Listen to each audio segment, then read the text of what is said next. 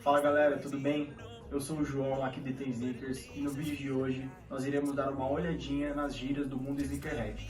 É um vídeo que vocês vêm me pedindo faz um bom tempo, constantemente vocês me mandam mensagem lá no Instagram, perguntando, tentando tirar algumas dúvidas do que cada sigla significa, e o vídeo de hoje é para isso, para tirar a sua dúvida, tá bom? Então vamos lá! Então, como eu estava dizendo, o vídeo de hoje vai ajudar bastante a esclarecer algumas coisas, algumas palavras, siglas, principalmente para você que está chegando agora nesse mundo, não entende muito, começou a colecionar ou até mesmo gostar de tênis faz pouco tempo, ou está começando a se interessar agora. Esse vídeo é mais para você.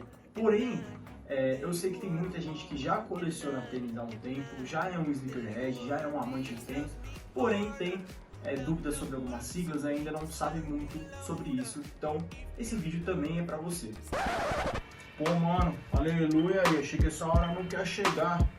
Me explica essa gíria aí, nesses tempos aí eu fui comprar um Jordan, né? É assim que vocês falam, Jordan aí. Lá no anúncio tava escrito size 10, condição DS, tênis DS. Não entendi nada de DS, o que é tênis DS? Até desisti de comprar, mano. Mano, calma, pode ficar calmo que é normal no começo você não entender nada, você não saber do que se trata, uma sigla, uma palavra, é normal, fique tranquilo. E se você é igual um mano, também não entende nada, às vezes quer comprar um tênis, mas não entende essas gírias nos anúncios, nos grupos de Facebook, então assista esse vídeo até o final que vai tirar todas as suas dúvidas. Primeiro, a gente vai começar com a estrutura do tênis em si. O cabedal, um termo muito utilizado nos reviews, em unboxing, é toda essa parte superior do tênis, tá certo? Todinha, toda essa parte superior. Basicamente, o cabedal é tudo que fica acima do solado. O solado, ele é o conjunto da entressola, que é essa parte branca aqui, e a sola, que em inglês significa midsole e outsole, dois termos que você provavelmente já ouviu e eles significam nada mais nada menos do que entressola e sola, midsole, outsole. Agora, especificamente na parte lateral, tanto a externa quanto a interna, elas são chamadas de painéis laterais e a parte traseira é chamado de painel traseiro. No inglês, a parte lateral é chamada de quarter panel e a parte traseira heel tab. Heel tab também significa puxador traseiro, que é justamente isso que vocês estão vendo no 350 Cream White. Já essa parte da frente aqui é a toe box, um termo constantemente usado no inglês mesmo.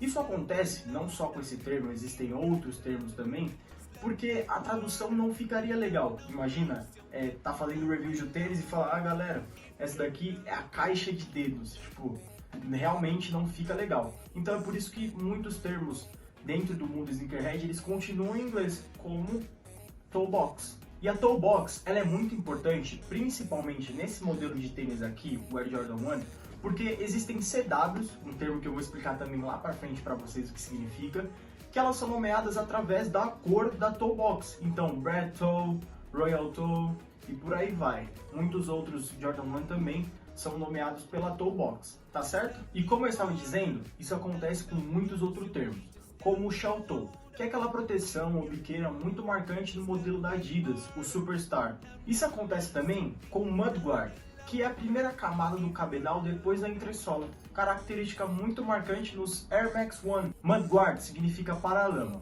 Embora eles funcionem como um paralama dos carros mesmo, é um termo que não ficaria legal você falar em português, paralama. Então por isso que muitas vezes você vai encontrar nos reviews, unboxing, etc., a pessoa falando mudguard. Outros dois termos são collar e lean, que significa colarinho e forro. E é justamente essa parte aqui, em vermelho, que circula o tendão de Aquiles e o material em sua forração. Caraca, mano, esse aqui tá novinho, hein? Ó o cheirinho de novo. Nem da etiqueta tirou ainda. Mano, esse aqui tá novinho mesmo. É o Air Jordan 5 Firehead que lançou recentemente no site da Nike. E para você que queria saber o que era um tênis DS, DSWT, esses termos que você vê nos anúncios, esse aqui é um exemplo de tênis DSWT. DSWT significa Dead Stock with Tags, ou seja, novo com as etiquetas. DS é apenas um tênis novo. Eu tenho aqui o Easy 350 Cloud White e ele é um exemplo de tênis DS. Ele é novo, como vocês podem ver, eu nem só coloquei ele no pé para experimentar quando chegou aqui em casa. Porém, eu cortei as etiquetas, então ele é apenas um tênis novo, Dead Stock, e não DSWT, Dead Stock with Tags. Outra sigla muito usada nos anúncios, e que se você participa desses grupos de Facebook, provavelmente você já viu, que é VNDS. VNDS significa Very Near Dead Stock, ou seja, um tênis, basicamente falando, semi-novo, um tênis que foi usado pouquíssimas vezes, como esse Sean Wotherspoon, que foi usado apenas uma vez. Então, se eu fosse anunciar ele como venda, apesar de ele estar em perfeito estado, mas ele foi usado uma única vez, ele é um tênis VNDS, Very Near Dead Stock, semi-novo. E a partir daí, para indicar a condição de um tênis no anúncio, é usado números. Então, condição 9 de 10, 9,5 de 10, 8 de 10, 8,5. Quanto mais próximo do 10, mais bem conservado, mais novo é o tênis. Eu tenho como exemplo aqui o meu Crimson Tint, esse Air Jordan 1. Eu usei ele umas boas vezes, porém eu cuido bem, eu sempre limpo. Então, eu diria que é um tênis 9,5 de 10. Você pode ver que ele tem algumas creases, tanto atrás como na frente, mas a sola está usada, mas é um tênis muito bem gasto, não tem rasgo, não tem mancha, não tem nenhuma sujeira permanente. Crease é outro termo muito usado no mundo sneakerhead e significa vincos, que são justamente essas marcas de uso aqui no tênis. Muito comum nos tênis feitos de couro. É uma marca, pessoal, que não adianta você tentar evitar. Quanto mais você usar, mais crease vai ter. É muito comum, é normal, principalmente nos Air Jordan 1, que são, na sua maioria, tênis feitos de couro, essas creases aparecerem. São como rugas da vida. E eu trouxe justamente aqui dois Air Jordan 1 do meu irmão, que defende bastante essa tese de que tênis é feito para usar, para mostrar para vocês um pouco das creases, tá? Bom, eu também defendo a tese de que tênis foi feito para usar, porém eu não tenho a coragem que ele tem, eu sou bem chatinho com os meus tênis. Porém, minha dica é, usem mesmo seus tênis, claro, com cuidado, limpem, guardem bem eles, mas usem, pessoal, porque o tempo passa e a hidrólise vem, é inevitável, uma hora seu tênis vai estragar, então aproveitem o seu tênis. Hidrólise é um acontecimento comum nos tênis que tem o seu solado feito pelo material PU, poliuretano. E acontece quando esses são expostos a certos níveis de temperatura, a um certo nível de umidade, ou quando você armazena indevidamente o seu tênis, havendo então o desgaste, a deterioração desse material, levando ao esfarelamento. Vale deixar claro que a hidrólise não pode ser evitada, ela não pode ser evitada, porém ela pode ser prolongada. Como você prolonga uma hidrólise? Usando seu tênis, tá? Deixar na caixa não é a melhor alternativa.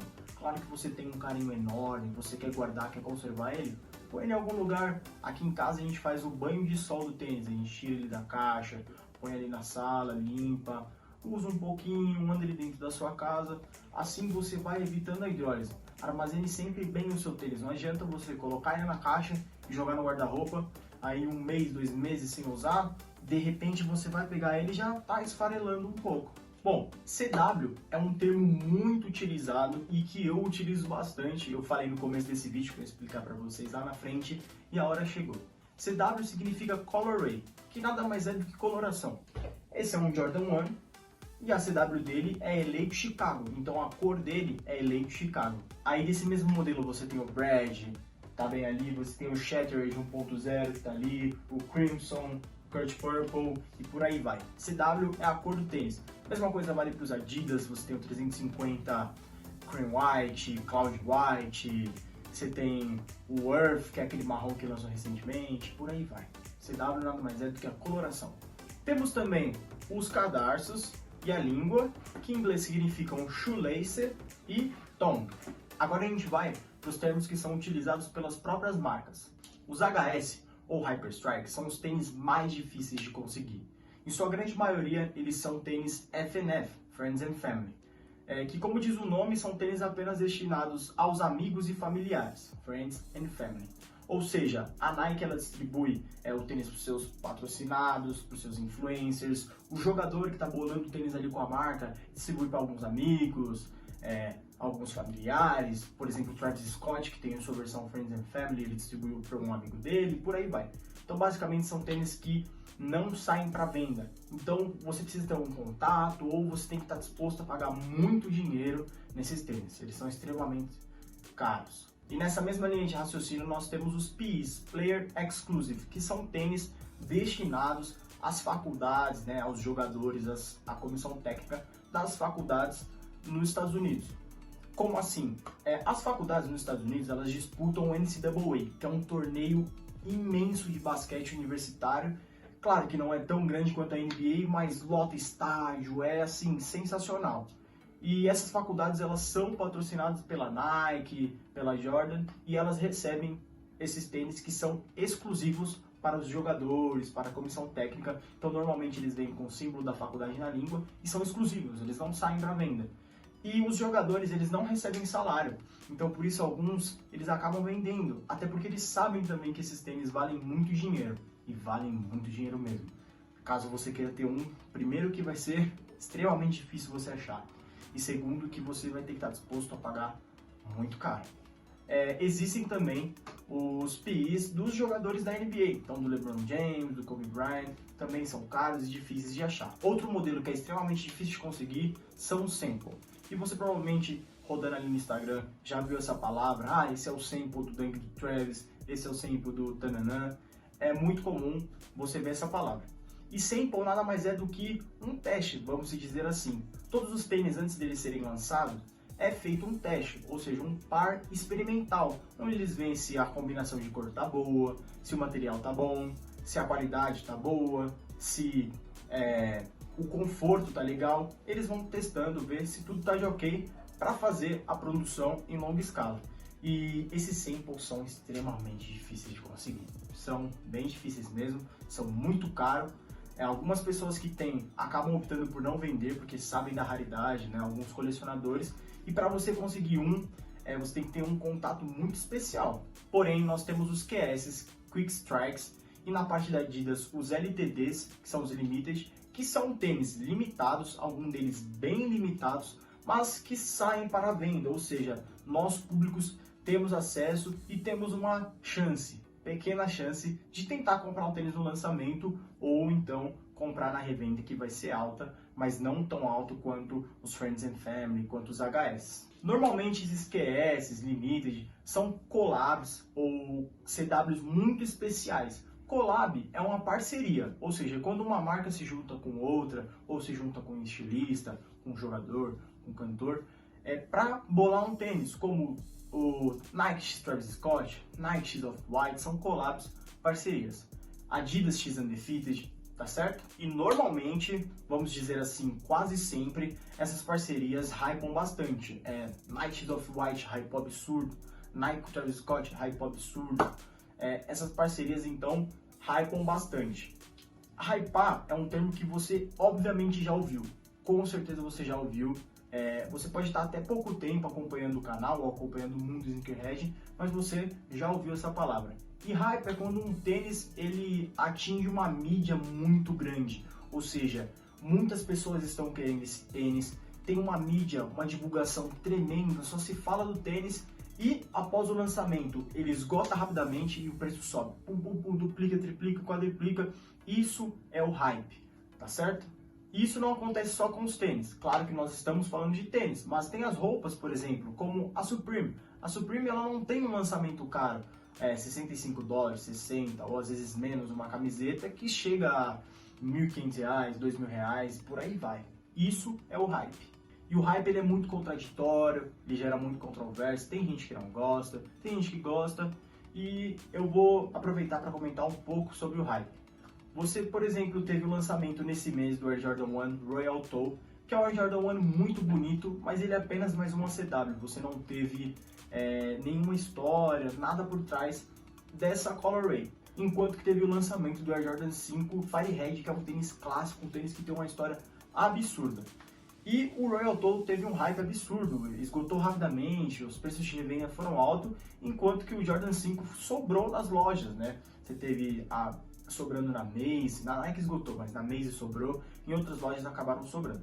E é estranho, Porque enquanto que você tem de um lado uma história, né, um clássico, você tem apenas um Jordan 1 de uma CW diferente. E o hype aconteceu no Jordan 1.